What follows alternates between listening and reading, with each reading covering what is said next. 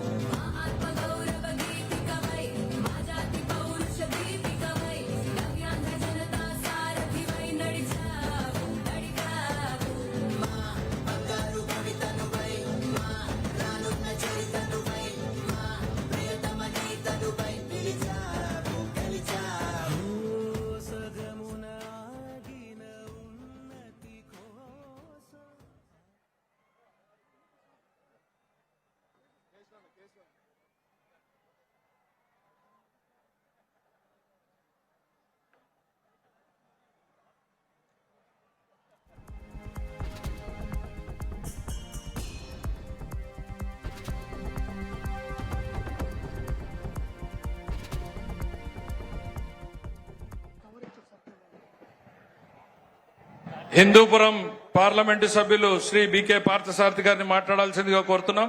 దయచేసి సంక్షిప్తంగా మాట్లాడాల్సిందిగా సవినయంగా విజ్ఞప్తి చేస్తున్నాం.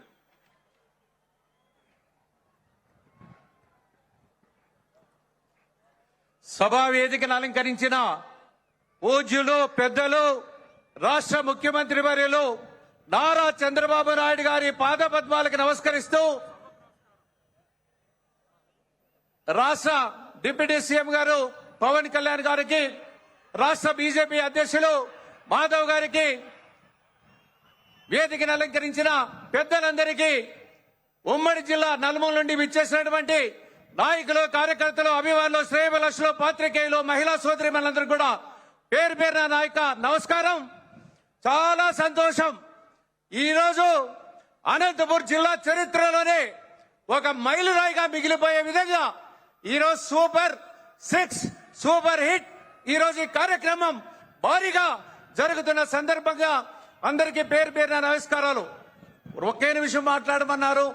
అయినా మనందరూ కూడా తెలుసు, గతంలో 2019 ఎన్నికల్లో వైఎస్ఆర్ పార్టీ వచ్చిన తర్వాత ఈ రాష్ట్రం నాశనమైపోయింది, సర్వనాశనమైపోయింది, 20 సంవత్సరాలు వెనుకబడిపోయింది.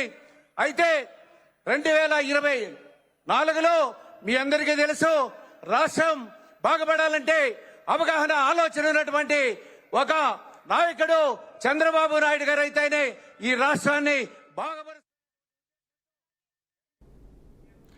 జూబ్లీహిల్స్ ఉప ఎన్నికల్లో గెలవడానికి కాంగ్రెస్ పార్టీ డబ్బులు పంచే ప్రయత్నం చేస్తోందని బీఆర్ఎస్ వర్కింగ్ ప్రెసిడెంట్ మాజీ మంత్రి కేటీఆర్ ఆరోపించారు.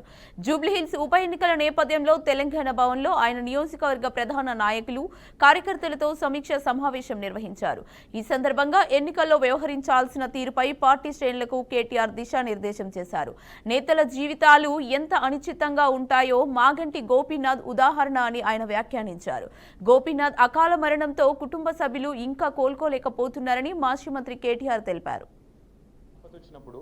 ఒక మాట మాట్లాడితే, ఒక భరోసా ఇస్తే ఏం కాదే నీకు అని 10 మంది చెప్తే లేకపోతే హైబత్ తింటారు మనుషులు ఎవరైనా.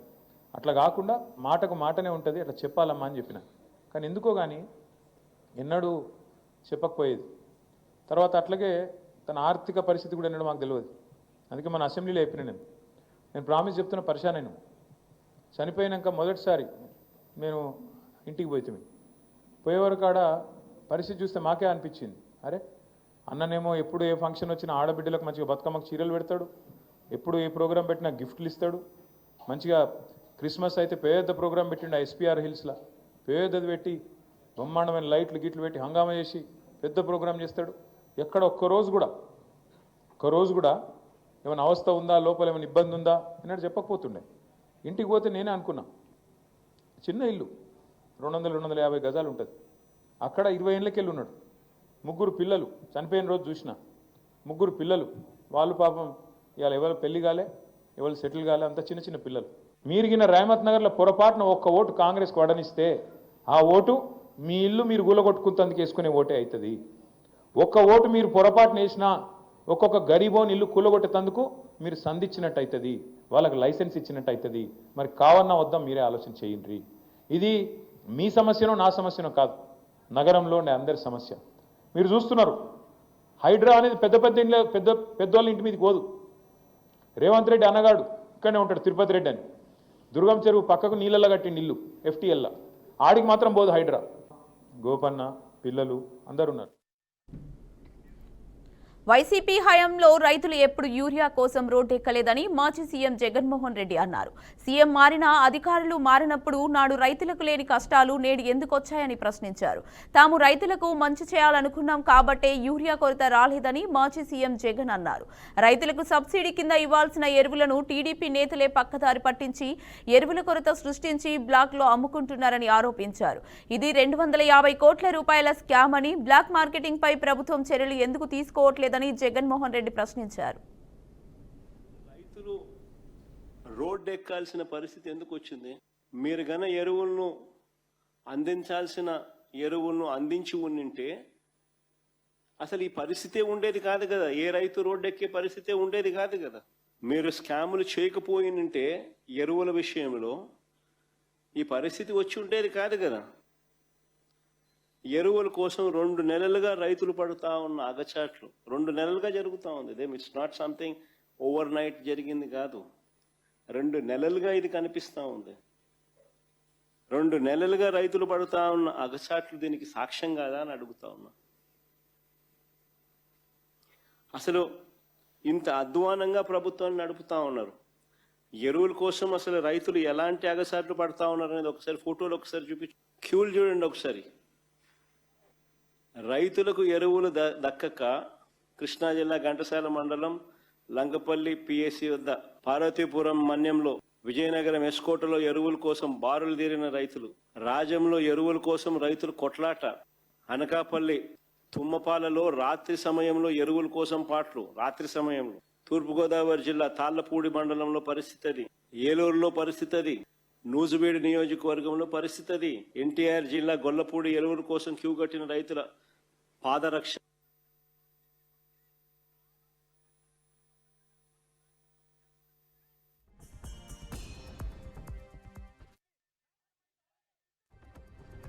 అందించాలి ప్రతి రైతుకు యూరియాను వెంటనే, యూరియాను పక్కదారి పట్టిస్తున్న అధికారులపై వెంటనే, యూరియాను బ్లాక్ మార్కెట్ లో అమ్ముకుంటున్న అధికారులపై వెంటనే, యూరియాను బ్లాక్ మార్కెట్ లో అమ్ముకుంటున్న అధికారులపై వెంటనే.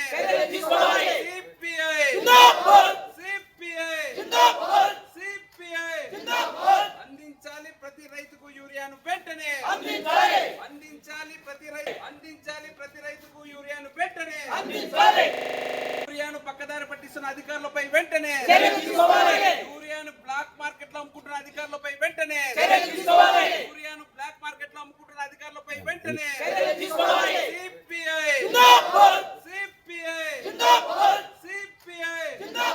అందించాలి ప్రతి రైతుకు యూరియాను వెంటనే, అందించాలి ప్రతి రైతుకు యూరియాను వెంటనే, యూరియాను పక్కదారి పట్టిస్తున్న అధికారులపై వెంటనే, యూరియాను బ్లాక్ మార్కెట్ లో అమ్ముకుంటున్న అధికారులపై వెంటనే, యూరియాను బ్లాక్ మార్కెట్ లో అమ్ముకుంటున్న అధికారులపై వెంటనే.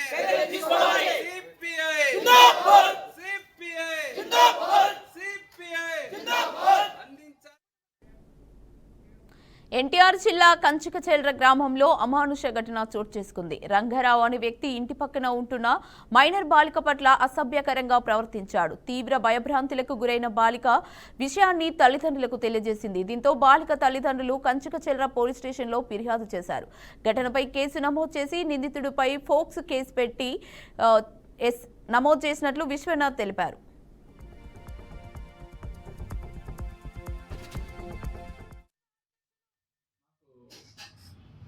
మన ఏడో తారీఖున ఒక ఇన్సిడెంట్ జరిగినట్టుగా రిపోర్ట్ నేను వచ్చింది 9వ తారీఖున. విషయం ఏంటంటే కంచికచెర్లకు చెందిన మైనర్ బాలిక, ఈమె వయసు 15 సంవత్సరాలు. ఈ అమ్మాయి ఇంటర్మీడియట్ చదువుతుంది. ఈ అమ్మాయి కంచికచెర్లకు చెందిన అమ్మాయి.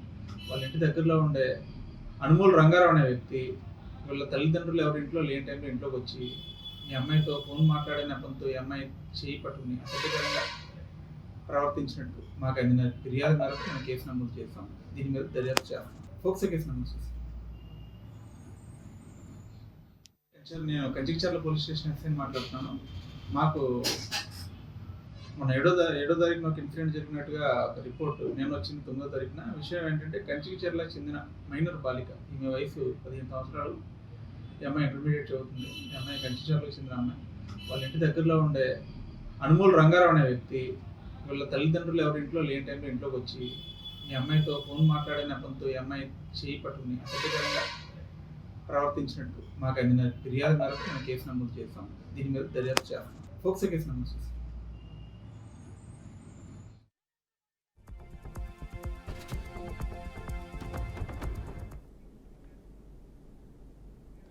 హైదరాబాద్ అంతర్జాతీయ విమానాశ్రయంలో అధికారులు పెద్ద ఎత్తున గంజాయి స్వాధీనం చేసుకున్నారు.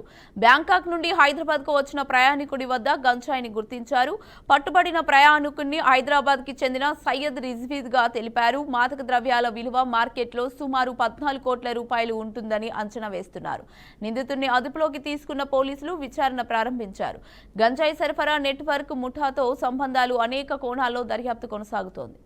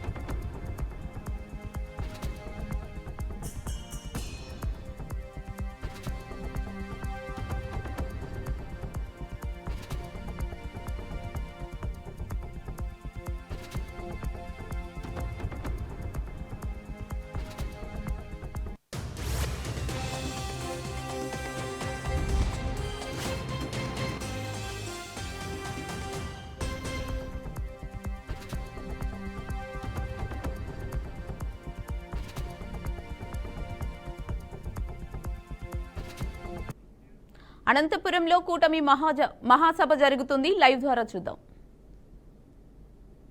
సామాజిక సమరత సాధించడానికి, ఆర్థిక సమానత్వం సాధించడానికి, రాష్ట్ర అభివృద్ధి సాధించడానికి ఆలోచించిన అద్భుతమైన పథకాలుగా మనం వేన్నాళ్ల కొనియాడుతున్నాం. కేవలం ప్రజలే కాదు, మిగతా రాష్ట్రాలు కూడా. ఇవి సూపర్ 6 కాదు, అనేక 6లు మనందరం కూడా చూసాం. ఐపీఎల్ లో హైయెస్ట్ 6లు కొట్టిన వాడికి అవార్డు ఇస్తారు. ఇవాళ ఈ యొక్క ఆంధ్రప్రదేశ్ మన గౌరవ ముఖ్యమంత్రి చంద్రబాబు నాయుడు గారి నేతృత్వంలో కేవలం 6 6లు కొట్టలేదు, అనేక 6లు కొట్టాం.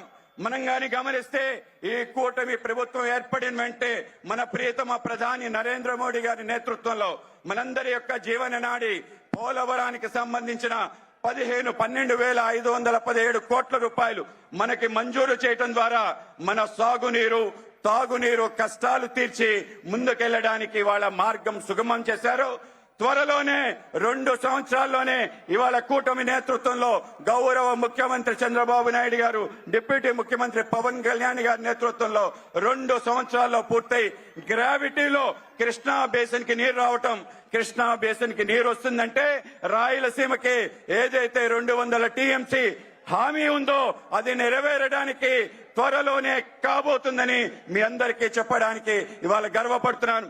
కేవలం అదే కాదు, ఇవాళ మన రాజధాని అమరావతి నిర్మాణం కోసం కేంద్రం 15,000 కోట్ల రూపాయలు గ్రాంట్ రూపంలో 11,000 రూపాయలు మనకి ఏదైతే హడ్కో నుంచి రుణ రూపంలో అనేక రకాల ఇతర అవసరాల కోసం నిధులు మన ప్రాంతానికి ఇవ్వటం ద్వారా అమరావతి నిర్మాణానికి కేంద్ర రాష్ట్ర ప్రభుత్వాలు చేస్తున్న కృషి, గౌరవ ముఖ్యమంత్రి చంద్రబాబు నాయుడు గారి నేతృత్వంలో ఒక భవ్యమైన రాజధాని, ప్రజా రాజధాని నిర్మించబోతున్నాం.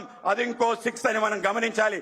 కేవలం ఇదే కాదు, మన ప్రాంతంలో ఉపాధి ఉద్యోగ అవకాశాలు కల్పించే విధంగా మన ప్రాంతానికి కల్పతరువుగా ఉన్న ఏదైతే విశాఖ స్టీల్ ప్లాంట్ ఉందో, స్టీల్ ప్లాంట్ ని రక్షించడం కోసం 11,440 కోట్ల రూపాయలు ఇవ్వటం, దీంతో పాటు ఈక్విటీ, మిగతా అవసరాలకన్నిటికీ డబ్బులు ఇవ్వటం ద్వారా ఇవాళ స్టీల్ ప్లాంట్ నిలబెట్టడం కూడా కూటమి ఘనత. ఇదొక 6 అని మనం గమనించాలి. కేవలం ఇదే కాదు, మన ప్రాంతంలో సుమారు గత ఏడాదిలో 9,75,000 కోట్ల రూపాయలు పెట్టుబడులు వచ్చాయి. 1 సంవత్సరంలో ఒక రాష్ట్రానికి ఇంత పెద్ద ఎత్తున నిధులు ఏ రాష్ట్రానికి రాలేదనే విషయం మనం గమనించాలి. ఇవాళ డబుల్ ఇంజన్ సర్కార్ అంటే, కూటమి ప్రభుత్వం అంటే ఏమిటి అంటే, ఒక సంవత్సరంలో 9,75,000 కోట్ల రూపాయలు అక్షరాల మన ప్రాంతానికి రావటం ఏదైతే ఉందో, రాబో కాలంలో అనేక రకాల ఉపాధి ఉద్యోగ అవకాశాలు కల్పన అవుతుంది. ఎంత అవుతుంది అంటే 20 లక్షలు మనం కూటమి ప్రభుత్వం ఆధ్వర్యంలో మీకు భరోసా ఇవ్వటం జరిగింది. మీ అందరికీ తెలియజేస్తున్నాను, 20 లక్షలు మించి ప్రజలందరికీ కూడా ఉపాధి కలిగే విధంగా ఇవాళ మనకి పెట్టుబడులు వచ్చాయి. కేవలం పేపర్ మీద ఎంఓయూలు కాదు, అవన్నీ కూడా స్థలాలు సేకరణే, పూర్తి స్థాయిలో పనులు ప్రారంభమే.